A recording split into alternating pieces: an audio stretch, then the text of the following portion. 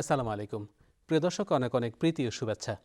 আমন্ত্রণ জানাচ্ছি বাংলাদেশ টেলিভিশন চট্টগ্রামের বিশেষ আয়োজন ত্রয়োদশ জাতীয় সংসদ নির্বাচন উপলক্ষে নতুন ভোটারদের নিয়ে অনুষ্ঠান প্রথম ভোট। আপনাদের প্রত্যেককে স্বাগত জানাচ্ছি। আমি শাহনাজ রিটন।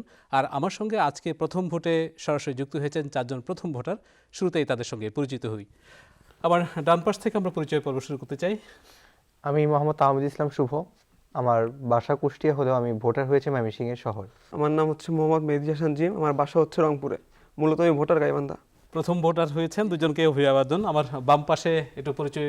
আমার নাম মোহাম্মদ ইজাজুল ইসলাম। আমার গ্রামের বাসা বগুড়ায়, তবে আমি ঢাকাতেই বড় হয়েছি। বর্তমানে আমি মুগদা থানার আসন ৯ নংয়ের একজন ভোটার। আরেকজন প্রথম ভোটার। আসসালামু আলাইকুম, আমি আফরিন সুলতানা তাজকিয়া। আমি চট্টগ্রামেই জন্মগ্রহণ করেছি এবং ভোটার চট্টগ্রামেরই। আপনাকে অভিনন্দন এবং একই সঙ্গে আমরা চারজন যে নতুন ভোটার পেলাম তাদেরকে অভিবাদন জানাচ্ছি।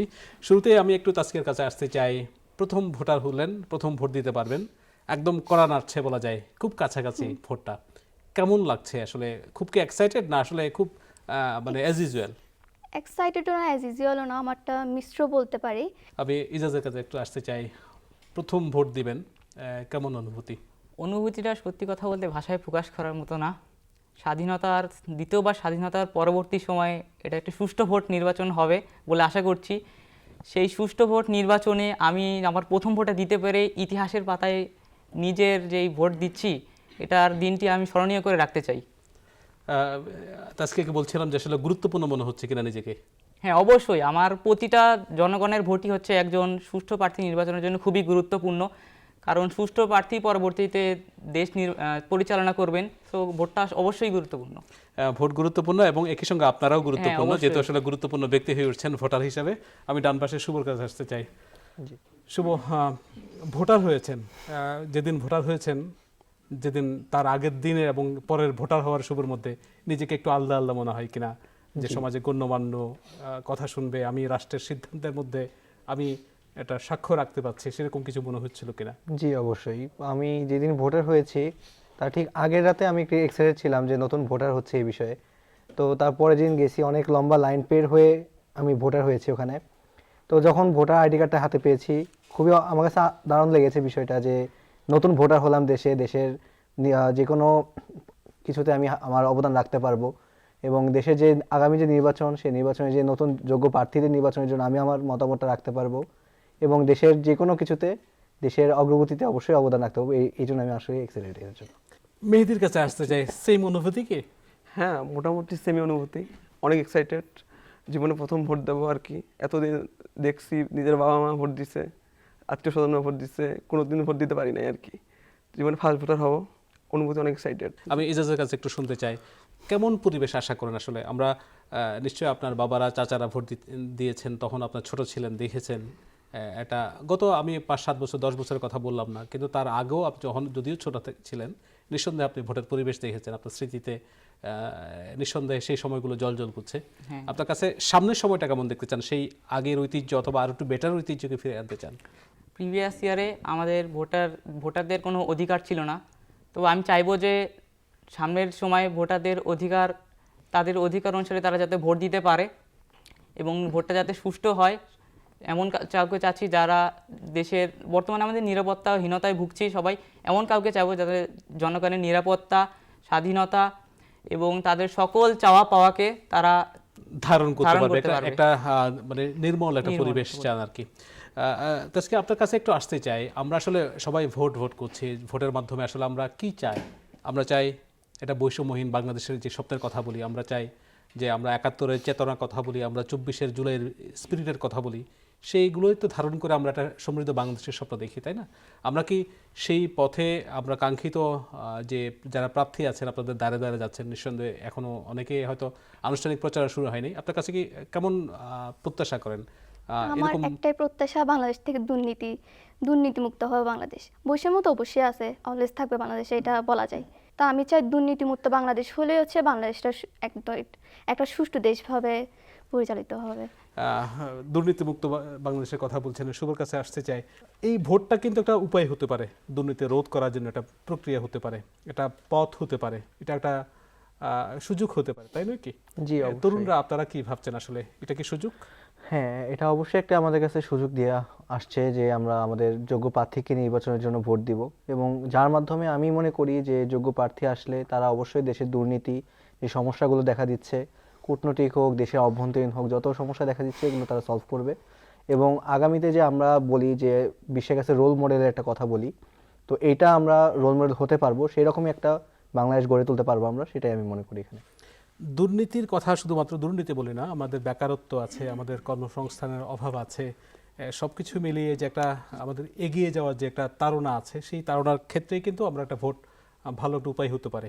জি। আমি যদি ভুল না বলে থাকি, এটা আসলে শুধুমাত্র ভোট একটা একদিনের আয়োজন না, নিঃসন্দেহে আমাদের সামনের পথ চলার একটা সুযোগ আপনাদের সামনে করে দিয়েছে। জি। আপনারা সেই সুযোগটা কতটা লুফে নিতে চান? আমি বলবো যে একজন নাগরিক হিসেবে ভোট দেওয়া অবশ্যই তার দায়িত্ব এবং অধিকার এটা, এবং সে যদি ভোট না দেয়, সে তার যে অধিকারটা ছিল সে সেটা ছেড়ে দিচ্ছে, এবং সে তার মতামতটাকে সে প্রকাশ করছে না। তো আমার মতে হচ্ছে নিজের মতামতটা প্রকাশ করে নিজের পছন্দের প্রার্থীকে জয়ী করে তার যে সুষ্ঠু দেশ পরিচালনা যে অগ্রগতিতে আগাবে সেটা করে দেওয়া। আর এত বড় একটা সুযোগ আমাদের দিচ্ছে, অবশ্যই আমাদের লুফে নেওয়া উচিত জিনিসটা। মেহেদী, সুযোগটা কিভাবে কাজে লাগাবেন? সুযোগটা কাজে লাগাতে হবে আমাদের যোগ্য প্রার্থীকে নির্বাচিত করে। বাট আমি মনে করি না শুধুমাত্র মানে ভোট দেওয়ার মাধ্যমেই দুর্নীতি মুক্ত করা সম্ভব। অ্যাট ফার্স্ট আমাদেরকে ব্যক্তিগত উন্নয়ন দরকার। কথা But শোনাবেন। তবুও আমাদের আশা ভরসা, এই তো আশায় তো পাশে আশা, এই আশা নিয়ে আসি, দেখি কি হয়। না, যে আসার জন্য আসলে আমরা মুগ্ধরা জীবন দিয়েছে, হ্যাঁ। ওয়াসিমরা জীবন দিয়েছে। এই যে তাজা রক্তগুলো তো আসলে শুধুমাত্র এই কথা বলার অধিকার, আমাদের একটা সাম্য বাংলাদেশ করার জন্য, তাই না? আজ যে আমরা কথা বলতে পারতেছি, এটাই তো অনেক বড় পাওয়া, সেটা একটু পাওয়া। অনেক বড় পাওয়া। আগে তো আমাদের কথাবার্তা সব ধরে বাঁধা কথা, কিছু কথা বলতে পারবো, কিছু কথা বলতে পারবো না। এখন সব বলতে পারতেছি, এটা অনেক বড় অর্জন মনে হচ্ছে। ভোটার হওয়ার থেকে মনে হয় এটা বড় অর্জন আমার মনে হচ্ছে আমার কাছে। আমি কিছু বলতে পারতেছি, কেউ আমার কথা গুরুত্ব দিচ্ছে, বা কিছু বলতে পারতেছি যা কেউ শুনতেছে, ঠিকটা বলতে পারতেছি। তবে হ্যাঁ, হয়তো আপনি রিয়েলাইজ করছেন না, আমার কাছে মনে হয় যে আপনি যে ভোটার হচ্ছেন সেক্ষেত্রেও কিন্তু আপনার গুরুত্ব আরো সেক্ষেত্রে দ্বিগুণ হয়ে গেল। অবশ্যই দ্বিগুণ তিনগুণ হয়ে গেছে গুরুত্ব। রাষ্ট্রীয় কার্যে আমি আমার মত দিতে পারতেছি। আপনি শুধুমাত্র ভোটার না, আপনি চাইলে প্রার্থীও হতে জি পারতেন। জি জি। কি মনে হয় প্রার্থী, কিন্তু অনেক অনেক তরুণদেরকে আমরা দেখছি প্রার্থী হতে আর কি। তরুণদের কথাগুলো আমাদের সংসদে, আমাদের যেখানে নীতি নির্ধারণ হয় সেখানে কথাগুলো তুলে ধরার জন্য অনেক তরুণ প্রার্থী হয়েছে। আপনার কাছে এই যে তরুণদের এগিয়ে আসাটাকে কিভাবে দেখছেন? আপনি যদি লক্ষ্য করে থাকেন, বর্তমান সময়ে তরুণরাই কিন্তু সমস্যার সবচেয়ে প্রত্যক্ষদর্শী। কী কী সমস্যা হচ্ছে সমাজে, কী মানুষ নিরাপত্তায় ভুগছে, নিরাপত্তাহীনতায় ভুগছে, এরপরে স্বৈরাচারী পতন হলেও কিন্তু আমাদের তরুণদের মাধ্যমেই। সুতরাং তরুণরাই কিন্তু আগামীর ভবিষ্যৎ, তাদের মাধ্যমে হচ্ছে নতুন একটা বাংলাদেশ গড়ে উঠবে। তাদের যে নেতৃত্ব, তাদের নেতৃত্ব, বিজ্ঞান ভিত্তিক চেতনা, এরপরে ধর্মীয় অনুশাসন, সব কিছু মিলে আমি মনে করি একজন তরুণরা নিশ্চয়ই সামনের একজন প্রার্থী হিসেবে বড় ভূমিকা রাখবে। অন্যান্য বড়দের কাছাকাছি যারা নবীনতম প্রার্থী আছেন তারা ভালো করবেন সেই প্রত্যাশা আপনার। শুভর কাছে শুনতে চাই, তরুণরা নেতৃত্বে আসছে, তরুণরা অনেক কিছু বদলাচ্ছে, এবং আমরা যে একদম খুব বছর দেড়েক আগে যে তত্ত্বাজা স্মৃতি 24-এর বিপ্লবের কথা বলি, সেখানেও যে একটা স্বপ্ন নিয়ে আসছিল, সেই স্বপ্ন আকাঙ্ক্ষা বাস্তবায়নের জন্য তরুণদের একটা বড় অংশ এই প্রার্থী হয়েছেন, বিভিন্ন দলের হয়ে আছে আর কি। তাদের প্রতি আপনার কি প্রত্যাশা? তাদের কাছে আমার প্রত্যাশা হচ্ছে তারা অনেক সমস্যায় দেখে এসেছে, এতদিন ধরে দেশে অনেক সমস্যা দেখেছে। আমার মনে হয় তাদের কাছে অবশ্যই সমাধানটা থাকবে, কারণ তারা সমস্যা দেখে এসেছে। তারা তাদের সৃজনশীলতা, তাদের যে উদ্ভাবনী প্রক্রিয়া যেগুলো আছে, উদ্ভাবনী যে মস্তিষ্ক রয়েছে, এর মাধ্যমে তারা দেশকে আগায় নিয়ে যাবে, এবং আমি মনে করি তারা আসলেই দেশটা বেটার হয়। এক্ষেত্রে আমরাও কিন্তু বিভিন্ন দল থেকে দেখছি যে তারুণ্যকে প্রাধান্য দিচ্ছে, বিভিন্ন ক্ষেত্রে নবীন প্রার্থী করা হচ্ছে। অনেক আগে একটা সময় দেখতাম যে অনেক বয়োজ্যেষ্ঠরা, তাদের সন্তানরা পর্যন্ত বিভিন্ন জায়গায় প্রার্থী হচ্ছে। সব দলে কিন্তু তরুণদেরকে প্রাধান্য দিচ্ছে আর কি। আমি আপনার কাছে কি মনে হয়? আমার কাছে মনে হচ্ছে যে আপনার তরুণ এবং বয়স্ক যারা সিনিয়র, তার সম্মিলিতভাবে আমাদের কম্বিনেশন লাগবে, অবশ্যই কম্বিনেশন লাগবে। যারা আপনার সিনিয়র, তারা অনেক কিছু দেখে আসছে, ইতিহাস কথা বলে, তারা ইতিহাস দেখে আসছে, তারা জানে কোন সিচুয়েশনে কি করতে হবে। আমরা যারা তরুণ, আমাদের জন্ম হয়েছে তো এই 2000 সালের দিকে, সোকাল চাইল্ড আমরা।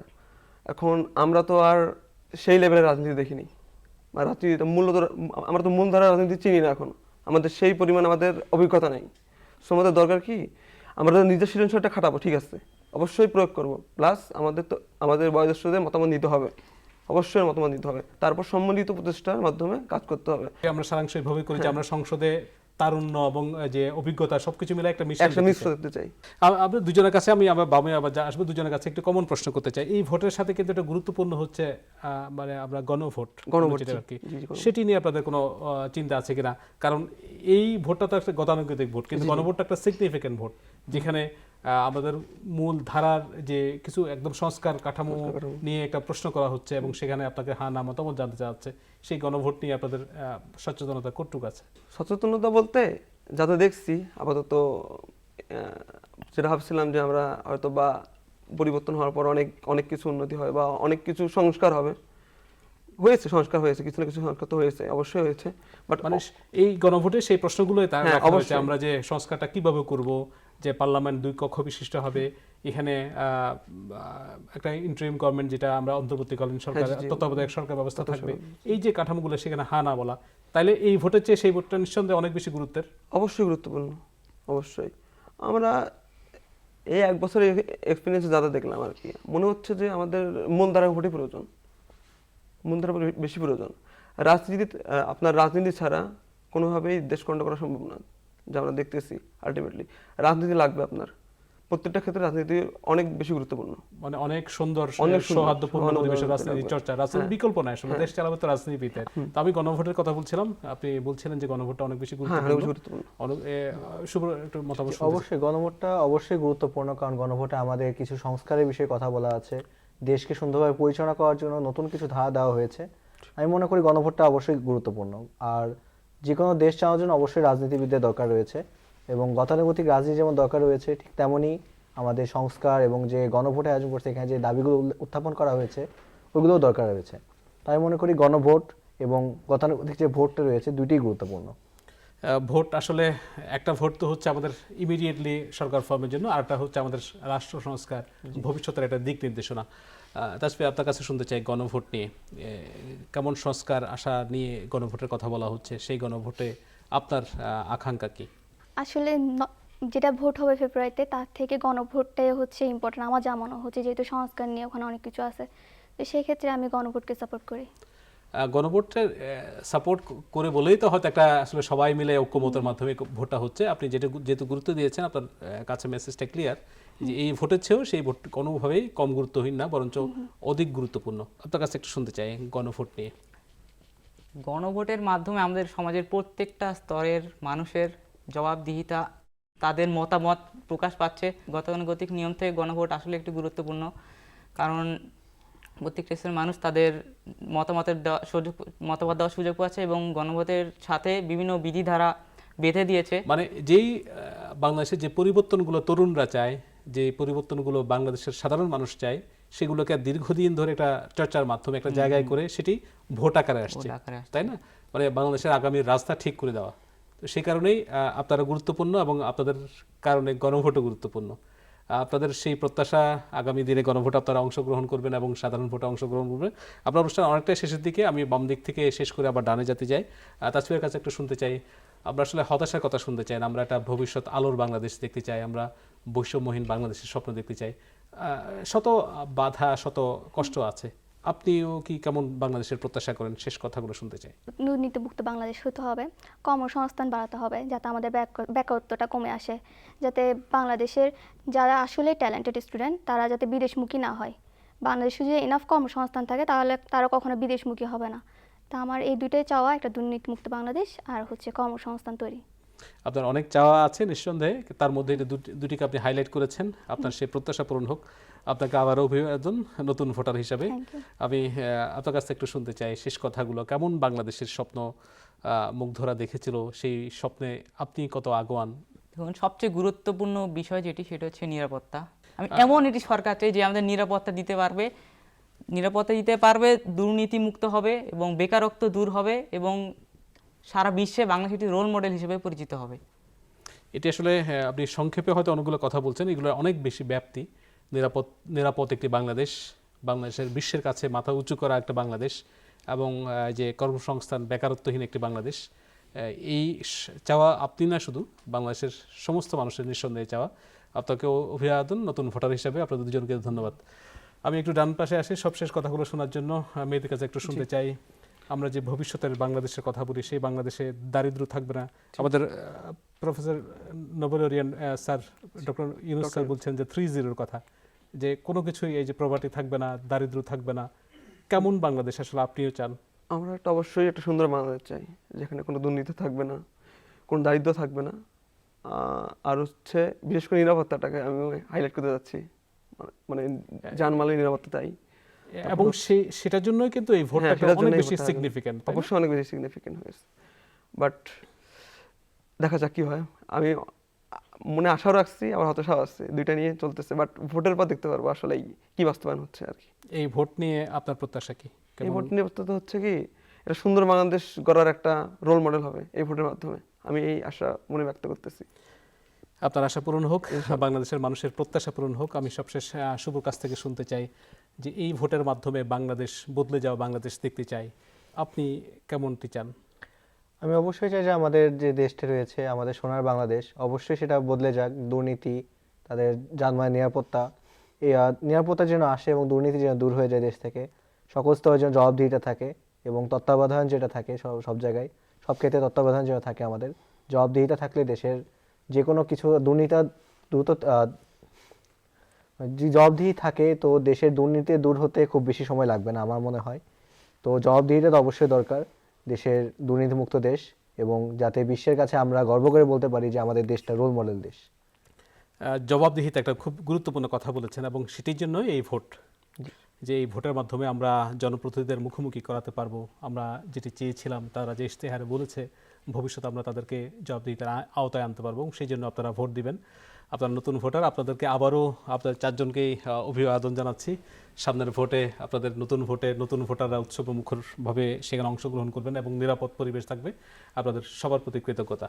দর্শক, কথা বলছিলাম যে ত্রয়োদশ জাতীয় সংসদ নির্বাচন নিয়ে নতুন ভোটারদের অনুভূতি, ভাবনা নিয়ে তারা যেটি প্রকাশ করলেন, তাদের মতামত প্রকাশ করলেন। একটি দুর্নীতিমুক্ত বাংলাদেশ, একটি বৈষম্যহীন বাংলাদেশ, যেখানে ভেদাভেদ থাকবে না, যেখানে অনিরাপত্তার কথা চিন্তা থাকবে না, সবাই নিরাপদে একটি বাংলাদেশের স্বপ্ন দেখবে, এমন একটি বাংলাদেশের স্বপ্ন নিয়ে তারা আগামী ভোটে অংশগ্রহণ করবেন, এমনটি বলেছেন। আমরা নিঃসন্দেহে তাদের এই প্রত্যাশা, খেটে খাওয়া মানুষের, বাংলাদেশের আপামর জনতার, আমরা সেই প্রত্যাশা পূরণ হোক এটি বলেই বিদায় নিতে চাই। যেতে যেতে যথারীতি বলতে চাই, আমরা চাই বৈষম্যহীন একটি বাংলাদেশ, আমরা চাই দায় এবং দরদের একটি সমাজ। আল্লাহ হাফিজ।